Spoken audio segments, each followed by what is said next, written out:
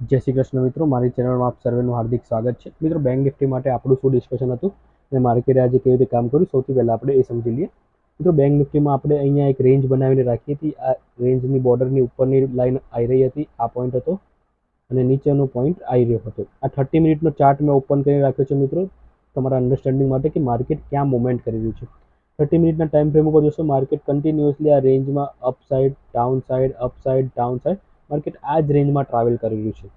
તો માર્કેટમાં જ્યાં સુધી આ રેન્જની ઉપર વન ડેની કેન્ડલ ક્લોઝ નહીં આપે, વન ડેની એક કેન્ડલ ક્લોઝિંગ નહીં આપે, ત્યાં સુધી માર્કેટમાં કોઈ આપણને ખાસ મોટો મોમેન્ટમ જોવા નહીં મળે. આ એક કમ્પલ્શન વસ્તુ છે કે જ્યાં સુધી માર્કેટ વન ડેની કેન્ડલ આ રેન્જની ઉપરની સાઈડ અથવા તો આ રેન્જની નીચેની સાઈડ ક્લોઝિંગ આપે, તો જ આપણને કોઈ ખાસ મોમેન્ટમ જોવા મળશે. અદરવાઇઝ માર્કેટ આ જ રેન્જમાં ફર્ધર હજી બી સમય નીકાળી શકે છે.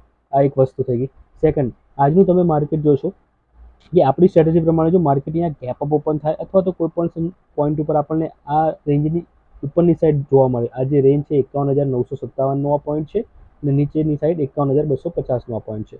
તો આ બંને પોઈન્ટની જ્યારે બી આજુબાજુ મળે તો અહીંયાથી આપણું ડિસ્કશન હતું કે પી લેવાનું અને અહીંયાથી આપણે સી લેવાનું.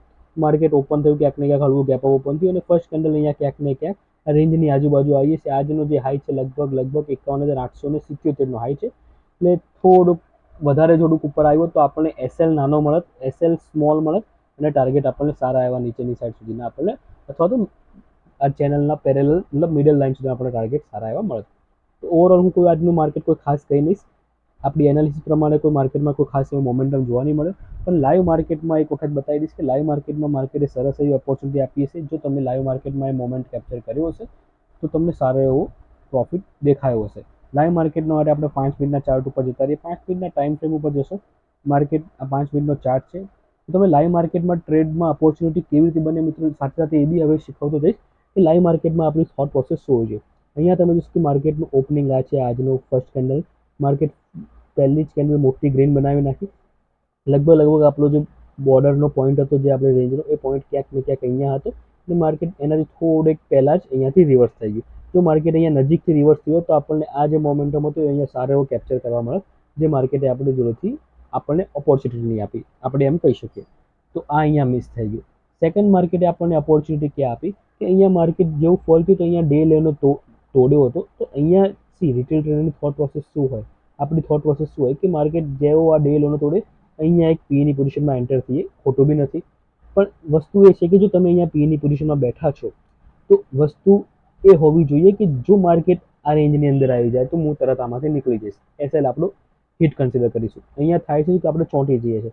અહીંયા તમે પીની પોઝિશન લીધી હશે તો માર્કેટ ઇમિડિયેટલી રિવર્સ થઈ ગયું તો અહીંયા તમને સારો એવો મોટો લોસ દેખાતો હશે અને આપણે લોસમાંથી નીકળી નહીં શકીએ અને મોટો બિગ લોસ કરી એને નાના લોસને આપણે બિગ લોસમાં કન્વર્ટ કરી દઈશું. જો તમે અહીંયા ઇમિડિયેટલી નીકળી ગયા હોત તો તમે સ્મોલ એસએલ લઈને તમે માર્કેટમાં નીકળી શક્યા હોત. આ એક સેકન્ડ વસ્તુ થઈ ગઈ. થર્ડ વસ્તુ કે માર્કેટ અહીંયા એસએલ હિટ કર્યો તો પછી માર્કેટ એક વખત દિવસમાં એસએલ હિટ કરે, વન ટાઈમ તમારો એસએલ હિટ થઈ ગયો તો પછી તમારે માર્કેટમાં શું કરવું જોઈએ, વેટ એન્ડ વોચ. માર્કેટમાં વેટ એન્ડ વોચ, માર્કેટ તમને નેક્સ્ટ ઓપોર્ચ્યુનિટી ડેફિનેટલી આપશે. અહીંયા તમે જોશો કે અહીંયા માર્કેટે સરસ મજાનું અહીંયા એક ટ્રેન્ડ લાઇન બનાવી રહ્યું હતું, માર્કેટ ટ્રેન્ડ લાઇનને સપોર્ટ કરી રહ્યું હતું. આ 1 પોઈન્ટ, આ 2 પોઈન્ટ અને આ 3 પોઈન્ટ.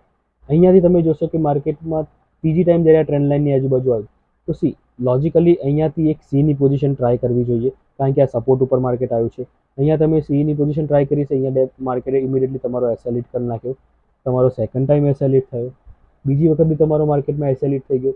આઈડિયલી હું માર્કેટમાં 2 એસએલ લેવાનું પ્રિફર કરું છું, તો બે એસએલ આપણે હિટ થાય તો આપણે ટ્રેડિંગને ક્લોઝ કરી દઈએ છીએ એ દિવસ પૂરતું.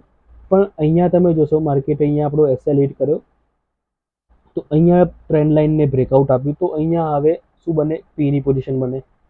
પણ જ્યારે તમે માર્કેટમાં સવારમાં 2 એસએલ લઈને બેઠા હો તો સાયકોલોજીકલી તમે ભાગી જાઓ છો અને તમે પીની પોઝિશનમાં કોન્ફિડન્ટલી બેસી નથી શકતા. તો અહીંયા તમે પીની પોઝિશનમાં બેઠા હશો માર્કેટમાં તો ઇમિડિયેટલી માર્કેટ પછી ગ્રીન કેન્ડલ બને અને ટ્રેન્ડ લાઇનની ઉપર આવી ગઈ તો અહીંયા બી તમારો એસએલ હિટ કર્યો. એટલે આજે માર્કેટે રિટેલ ટ્રેડરને એટલા નચાવ્યા છે કે ના પૂછો વાત. હવે અહીંયા માર્કેટ ગ્રીન કેન્ડલ બનાવ્યું ને થોડું ઉપર નીકળ્યું એટલે રિટેલ ટ્રેડરને લાગ્યું કે આ તો ફોલ્સ બ્રેકઆઉટ હતું, પાછો ફોલમાં બેઠો છે તો પાછો એસએલ હિટ કરાયો હશે, કારણ કે પાછું માર્કેટ નીચે આવી ગયું. એટલે માર્કેટ આજે કન્ટિન્યુઅસલી રિટેલ ટ્રેડરની એક કહેવાય ને ગોળ ગોળ આમ જલેબી જેવું બનાવી નાખ્યું ને રિટેલ ટ્રેડરને આજે કન્ફ્યુઝ કરી નાખ્યા. ઓવરઓલ માર્કેટમાં જે લોકો અહીંયા હોલ્ડ કરીને પીની પોઝિશનમાં બેઠા હશે એમને કોઈ ખાસ પ્રોફિટ દેખાયો છે. એમને બી ક્યાંક ને ક્યાંક જો અહીંયા લાંબા ટાર્ગેટ માટે બેઠા તો માર્કેટ ફરી અહીંયા આ ટ્રેન્ડ લાઇનને આગળ રિટેસ્ટ કરવા આવ્યું, ટ્રેન્ડ લાઇનને રિટેસ્ટ કરી ફરી પાછું નીચે આવ્યું, એટલે કોઈ ખાસ માર્કેટમાં રિટેલ ટ્રેડરને આજે માર્કેટે કમાવા નથી દીધું. હવે આવતીકાલ માટે આપણી સ્ટ્રેટેજી શું હોઈ શકે એ આપણે એક વખત જોઈ લઈએ. પહેલાં હું તમને બેંક નિફ્ટીનો વન ડેનો ચાર્ટ એક વખત બતાવીશ કે વન ડેના ચાર્ટ ઉપર બેંક નિફ્ટી શું કરી રહી છે. અને એક બહુ જ ઇન્ટરેસ્ટિંગ વસ્તુ હું તમને વન ડેના ચાર્ટ ઉપર મિત્રો દેખાડીશ કે વન ડેના ચાર્ટ ઉપર બેંક નિફ્ટીમાં શું સિચ્યુએશન છે. આ ચાર્ટને હું ઝૂમ કરી દઉં છું જેથી કરીને તમને એક્સપ્લેન કરી શકું. અહીંયા તમે જોશો માર્કેટ છેલ્લા 4 દિવસથી આ લગભગ આ દેખો આ ડે 1, ડે 2, ડે 3 અને આ આજનો, એટલે આજે થયો છે ગુરુવાર, તો ગુરુવાર, બુધવાર, મંગળવાર અને સોમવાર, એટલે સોમવારથી આ માર્કેટ છે. માર્કેટે એનો પ્રીવિયસ ડેના લોને હજી સુધી બ્રેક નથી કર્યો. આ એક માર્કેટ માટે પોઝિટિવ સાઇન છે મિત્રો. પોઝિટિવ સાઇન છે કે માર્કેટમાં સ્ટ્રેન્થ છે ને માર્કેટ ઉપર જવા માટે ડેફિનેટલી રેડી છે.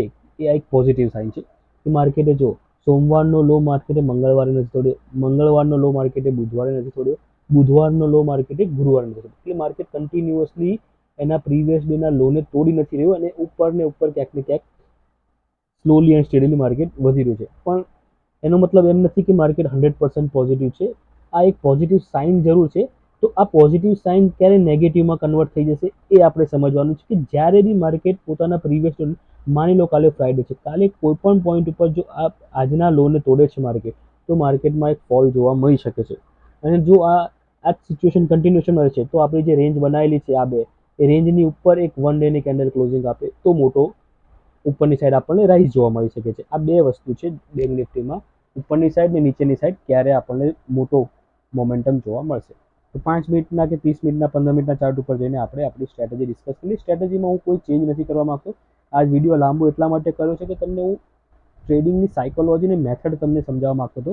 બાકી કાલના માટેની સ્ટ્રેટેજી એકદમ સિમ્પલ છે, કોઈ જ એમાં ચેન્જ નથી. જે આપણી કાલની સ્ટ્રેટેજી હતી એ સ્ટ્રેટેજીને હું હજી બી ફોલો કરીશ કે અહીંયા આપણી જે આ રેન્જ છે અહીંયા રેન્જ ડ્રો કરીને જ રાખીશું. જ્યાં સુધી માર્કેટ આ રેન્જને રિસ્પેક્ટ કરે છે તો આપણે બી આ રેન્જને, આ રેઝિસ્ટન્સ ને આ સપોર્ટને આપણે બી રિસ્પેક્ટ કરીશું. આ રેન્જને ડ્રો કરી રાખજો 51,957 અને 51,250. આ 2 પોઈન્ટ માર્ક કરી રાખજો. માર્કેટ જ્યારે બી અહીંયા મળે તો પી, અહીંયા મળે તો સી, આ 2 વસ્તુ તમારે કરવાની છે. સિમ્પલ. ગેપ અપ ઓપન થાય, ગેપ ડાઉન ઓપન થાય કે ફ્લેટ ઓપન થાય.